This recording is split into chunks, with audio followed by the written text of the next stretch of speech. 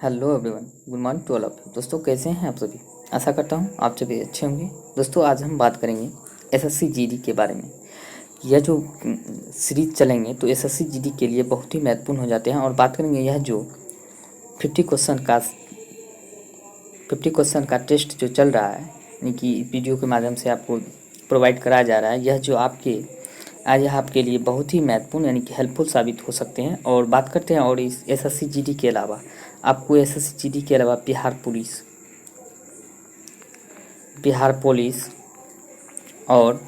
Police के अलावा जो आपको बिहार दरोगा पीटी एंड मेंस के लिए बहुत ही यानी कि दोनों के लिए मददगार साबित हो सकते हैं। और इसके अलावा बिहार पुलिस रेलवे आदि के लिए भी बहुत ही कारगर साबित हो सकते हैं। तो दोस्तों वीडियो को पूरा देखें और पसंद आए तो वीडियो को लाइक करें, कमेंट करें। और इस तरह के टेस्ट सीरीज एवं नौकरी संबंधित अपडेट पाने के लिए चैनल को सब्सक्राइब कर बेल आइकन को दबाना ना भूलें। तो चलिए दोस्तों सेट को स्टार्ट करते हैं।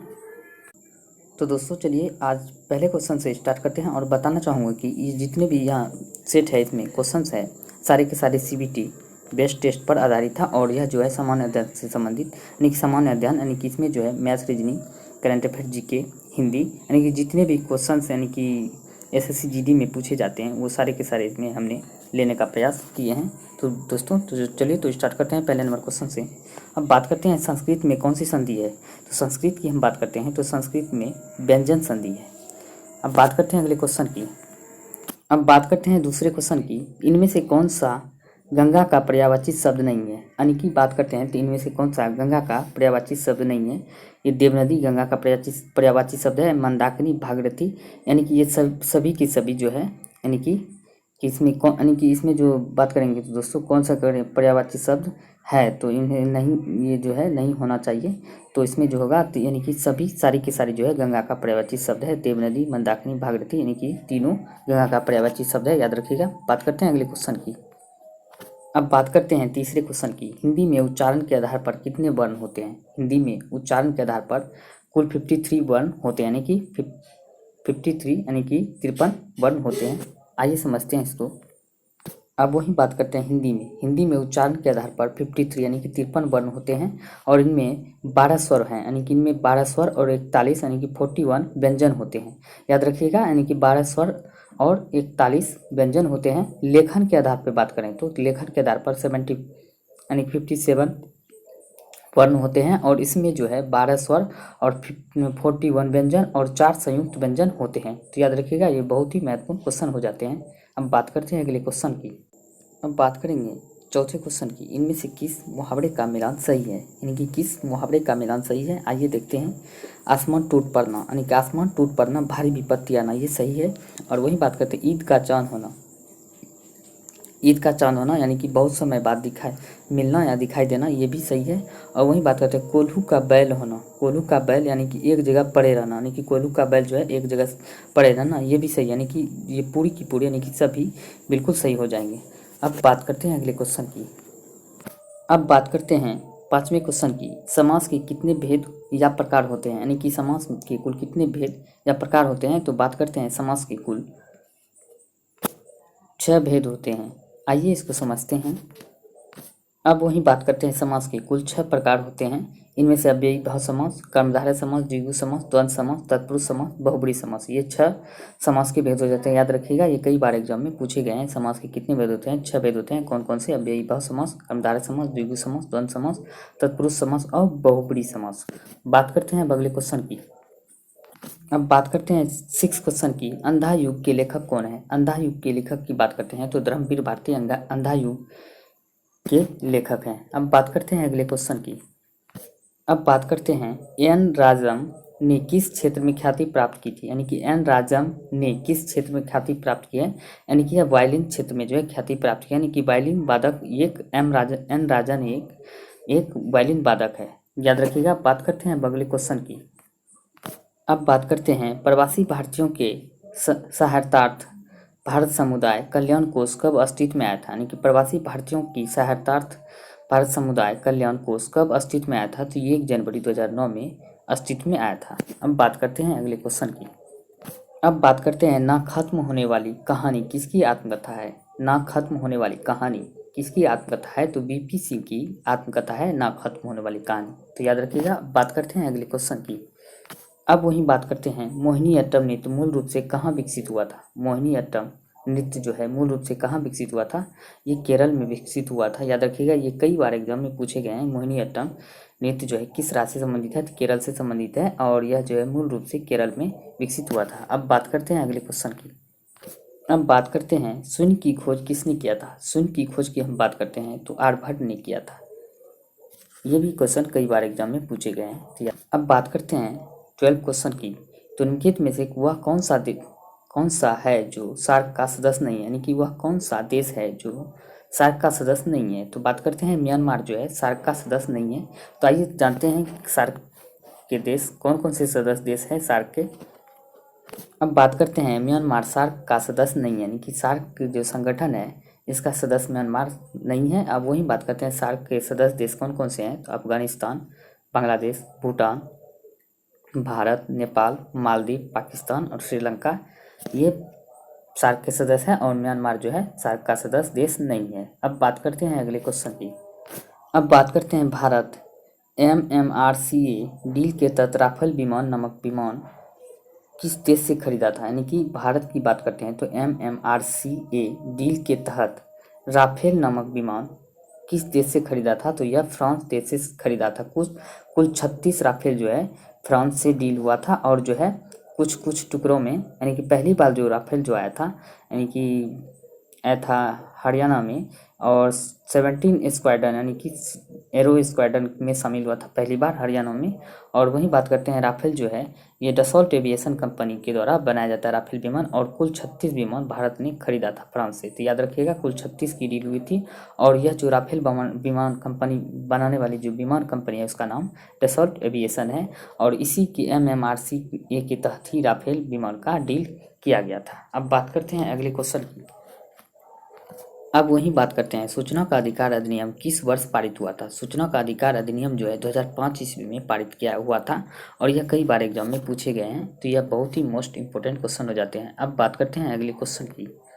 अब वहीं बात करते हैं विलियम डेल रिम्पल की किताब सिटी ऑफ डीजिंस किस भारतीय शहर से संबंधित है? विलियम डेल रिम्पल की किताब सिटी ऑफ डी जींस किस भारतीय शहर से संबंधित है? तो बात करते हैं तो यह भारतीय शहर दिल्ली है, इससे संबंधित है। अब वहीं बात करते हैं अगले क्वेश्चन। अब बात करते हैं भारत की मान्यता प्राप्त किसी भी भाषा में उत्कृष्ट योगदान हेतु दिया जाने वाला पुरस्कार कौन सा है? तो भारत की मान्यता प्राप्त किसी भी भाषा में उत्कृष्ट योगदान हेतु दिया जाने वाले पुरस्कार की हम बात करते हैं भारतीय ज्ञानपीठ पुरस्कार है। अब वहीं बात करते हैं भारतीय ज्ञानपीठ पुरस्कार भारतीय ज्ञानपीठ न्यास द्वारा भारतीय साहित्य के लिए दिया जाने वाला सर्वोच्च पुरस्कार है। और वहीं बात करते हैं भारत का कोई भी नागरिक जो 8वीं अनुसूची में बताई गई 22 भाषाओं में से किसी भी भाषा में लिखता हो, यानी कि 22 भाषा जो संविधान में वर्णित है, यानी कि कई बार ये क्वेश्चन पूछे जाते हैं संविधान के 8वीं सूची में कितनी भाषा वर्णित किए गए हैं, तो 22 भाषाओं का वर्णन मिलता है। और वह यह 22 भाषा में से किसी भी भाषा में अगर वह कोई लिखता है, किसी भी भाषा में वह लिखता है तो लिखता हो तो इस पुरस्कार के योग्य है, यानी कि तो यह इस पुरस्कार को पाने के योग्य है। और पुरस्कार में 11 लाख राशि दी जाती है, यानी भारतीय ज्ञानपीठ पुरस्कार के तहत जो है 11 लाख की राशि धनराशि दी जाती है। साथ में प्रशस्ति पत्र और वाग्देवी देवी की कांस्य प्रतिमा भी दी जाती है, यानी कि 11 लाख रुपये के साथ प्रशस्ति पत्र और वाग्देवी देवी की प्रतिमा भी प्रदान की जाती है। अब बात करते हैं अगले क्वेश्चन की। अब वहीं बात करते हैं तानसेन समारोह किस राज्य सरकार ने शुरू किया है? तानसेन समारोह जो है किस राज्य सरकार के द्वारा शुरू किया गया है? तो मध्य प्रदेश सरकार के द्वारा शुरू किया गया है। अब बात करते हैं कौन सा ग्रैंड स्लैम टूर्नामेंट घास के कोर्ट पे खेला जाता है? तो एकमात्र जो ग्रैंड स्लैम है जो कि 4 ग्रैंड स्लैम खेले जाते हैं, जिसमें कि विंबलडन जो है ये घास मैदान पर खेले जाने वाले एकमात्र ग्रैंड स्लैम टूर्नामेंट है। ये कई बार एग्जाम में पूछे जाते हैं, तो याद रखिएगा एकमात्र जो है 4 ग्रैंड स्लैम में से एकमात्र जो है विंबलडन ग्रैंड स्लैम जो है घास के मैदान पे खेला जाता है। अब बात करते हैं अगले क्वेश्चन की। अब वही बात करते हैं ऑरेंज रिवॉल्यूशन निम्नलिखित में से किस एक देश से संबंध है? यानी कि ऑरेंज रिवॉल्यूशन निम्नलिखित में से किस एक देश से संबंध है? तो यह यूक्रेन देश से संबंधित है। ऑरेंज रिवॉल्यूशन संबंधित है। अब वही बात करते हैं अगले क्वेश्चन की। अब बात करते हैं अजय जयराम निम्नलिखित में से किस खेल से संबंधित है। अजय जयराम निम्नलिखित में से किस खेल से संबंधित है, तो यह शूटिंग से संबंधित है। अब बात करते हैं NU स्टार यानी कि नस्टर अंतरिक्ष आधारित एक्सरे टेलीस्कोप की मदद से किसका गहन सर्वेक्षण किया जाता है, तो ब्लैक होल का गहन सर्वेक्षण किया जाता है। अब बात करते हैं अगले क्वेश्चन की।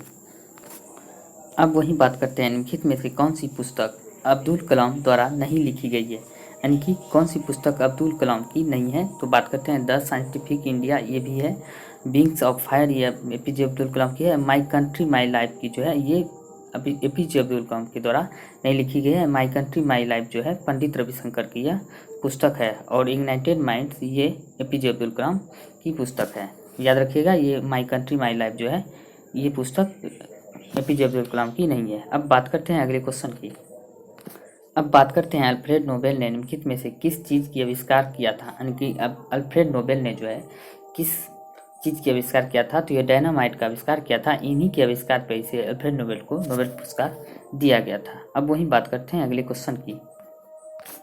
अब बात करते हैं कोणार्क मंदिर का देवता कौन है, यानी कि कोणार्क मंदिर का जो देवता है कौन सा है, यानी कि वही बात करते हैं कोणार्क मंदिर जो है किस देवता से संबंधित है। तो ये सूर्य देवता से कोणार्क मंदिर संबंधित है। और इसे जो है कोणार्क मंदिर को जो है 1984 ईस्वी में विश्व धरोहर की सूची में शामिल किया गया था और जो है यानी कि मान्यता प्राप्त हुआ था। ये भी क्वेश्चन आपको पूछे जा सकते हैं। कोणार्क मंदिर को विश्व धरोहर की सूची में कब शामिल किया गया था, 1984 ईस्वी में शामिल किया गया था। और यह जो उड़ीसा राज्य में स्थित है। तो याद रखिएगा, यह क्वेश्चन बहुत मोस्ट इंपॉर्टेंट है, कई बार एग्जाम में पूछे गए हैं। अब बात करते हैं अगले क्वेश्चन की। अब बात करते हैं कारगिल विजय दिवस कब मनाया जाता है। तो कारगिल विजय दिवस की हम बात करें तो 26 जुलाई को कारगिल विजय दिवस के रूप में मनाया जाता है, जो हाल ही में कुछ दिन पहले मनाया गया था। अब बात करते हैं अगले क्वेश्चन की। अब बात करते हैं विंग्स ऑफ फायर पुस्तक के लेखक कौन है। विंग्स ऑफ फायर पुस्तक के लेखक की हम बात करते हैं APJ अब्दुल कलाम। APJ अब्दुल कलाम जो है विंग्स ऑफ फायर पुस्तक के लेखक है। अभी पहले हमने पिछले क्वेश्चन में चर्चा की है। और बात करते हैं अब अगले क्वेश्चन की। अब वही बात करते हैं रंगभूमि के रचयिता कौन है। तो रंगभूमि के रचयिता की हम बात करते हैं मुंशी प्रेमचंद जो है रंगभूमि के रचयिता है। अब बात करते हैं निम्नलिखित में से किस शहर को भारत का शून्य मील केंद्र कहते हैं। तो किस शहर को भारत के शून्य मील केंद्र कहा जाता है। भारत के नागपुर शहर को शून्य मील केंद्र कहा जाता है, यानी कि नागपुर को जो है भारत का शून्य मील केंद्र कहा जाता है। अब बात करते हैं अगले क्वेश्चन की। अब बात करते हैं जापान में दुनिया का सबसे ऊंचा 2080 फीट का संचार भवन बनकर तैयार हुआ है, उसका क्या नाम है। यानी जापान में जो है दुनिया का सबसे ऊंचा 2080 फीट का संचार भवन जो बनकर तैयार हुआ है उसका क्या नाम है, तो स्काई ट्री टावर इसका नाम रखा गया है। तो याद रखिएगा। अब बात करते हैं अगले क्वेश्चन की। अब बात करते हैं एशिया का प्रथम और विश्व का दूसरा मानव DNA बैंक कहाँ है। तो एशिया का प्रथम और विश्व का दूसरा मानव DNA बैंक कहाँ है, तो भारत के लखनऊ शहर में स्थित है, यानी कि जो है विश्व का दूसरा और एशिया का प्रथम मानव DNA बैंक लखनऊ शहर में स्थित है। अब बात करते हैं अगले क्वेश्चन की। अब बात करते हैं राष्ट्रीय मशरूम अनुसंधान एवं प्रशिक्षण केंद्र कहाँ स्थित है। तो राष्ट्रीय मशरूम अनुसंधान एवं प्रशिक्षण केंद्र की हम बात करते हैं तो सोलन में स्थित है। अब बात करते हैं कोलोसियम कहाँ स्थित है। कोलोसियम कहाँ स्थित है, तो रोम में स्थित है। अगर हम रोम की बात करें तो ये रोम जो है इटली की राजधानी रोम है और यह जो है टाइबर नदी के किनारे स्थित है। तो याद रखिएगा, कई बार एग्जाम में पूछे गए रोम जो है इटली की शहर है और जो है यह टाइबर नदी के किनारे स्थित है। अब बात करते हैं 1896 में आयोजित पहले ग्रीष्मकालीन ओलंपिक खेलों की मेजबानी किस शहर ने की थी। तो 1896 में आयोजित पहले ग्रीष्मकालीन ओलंपिक खेलों की मेजबानी जो है किस शहर में किया गया था, तो एथेंस यानी कि एथेंस यूनान शहर में किया गया था। याद रखिएगा, पहली बार जो है ग्रीष्मकालीन ओलंपिक खेलों की मेजबानी 1896 में किया गया था। ये कई बार एग्जाम में पूछे जाते हैं। और पहली बार बात करते हैं एशियाई खेलों का आयोजन जो है नई दिल्ली में 1951 में किया गया था। ये कई बार भी एग्जाम में पूछे गए, याद रखिएगा। पहली बार एशियाई खेलों का जनक जो है भारत को माना जाता है और पहली बार आयोजन 1951 में दिल्ली में किया गया था। अब बात करते हैं वहीं अगले क्वेश्चन की। अब बात करते हैं पवित्र शहर मक्का कहाँ स्थित है। पवित्र शहर मक्का की हम बात करते हैं तो यह सऊदी अरब में स्थित है। यहीं पे जो है मोहम्मद साहब मक्का शहर से मोहम्मद साहब का संबंध है जुड़ा हुआ है। और यहाँ जो है जो कई लोग सऊदी अरब में हज यात्रा करने के लिए, बहुत सारे देश के लोग जाते हैं हज यात्रा करने के लिए। अब बात करते हैं अगले क्वेश्चन की। अब बात करते हैं वहीं दूरी किसका मात्रक है। दूरी किसका मात्रक है, हम बात करते हैं प्रकाश वर्ष का मात्रक है दूरी। दूरी एक प्रकाश वर्ष का मात्रक है, याद रखिएगा। और वहीं बात करते हैं बल, न्यूटन, बल का मात्रक जो न्यूटन है, और समय का मात्रक सेकंड होता है। अब बात करते हैं अगले क्वेश्चन की। अब वहीं बात करते हैं स्वतंत्रता के पश्चात रचित इंडिया डिवाइडेड के लेखक कौन है। स्वतंत्रता के पश्चात जो रचित इंडिया डिवाइडेड के लेखक जो हम बात करते हैं डॉक्टर राजेंद्र प्रसाद है। ये कई बार ये भी एग्जाम में पूछे गए हैं। इंडिया डिवाइडेड के लेखक कौन है, डॉक्टर राजेंद्र प्रसाद है। अब बात करते हैं अगले क्वेश्चन की। टेनिस खेल की उत्पत्ति किस देश में हुई थी, यानी कि टेनिस खेल की उत्पत्ति की बात करते हैं तो यह फ्रांस देश में हुआ था। अब बात करते हैं अगले क्वेश्चन की। अब वहीं बात करेंगे निम्नलिखित में से किस नगर को एड्रियाटिक की रानी कहा जाता है। किस नगर को एड्रियाटिक की रानी कहा जाता है, तो वेनिस शहर को, नगर को जो है एड्रियाटिक की रानी कहा जाता है। अब वहीं बात करेंगे अगले क्वेश्चन की। अब वहीं बात करेंगे डिफेंस सर्विस स्टाफ कॉलेज किस राज्य में स्थित है। डिफेंस सर्विस स्टाफ कॉलेज किस राज्य में स्थित है, तो यह तमिलनाडु राज्य में स्थित है।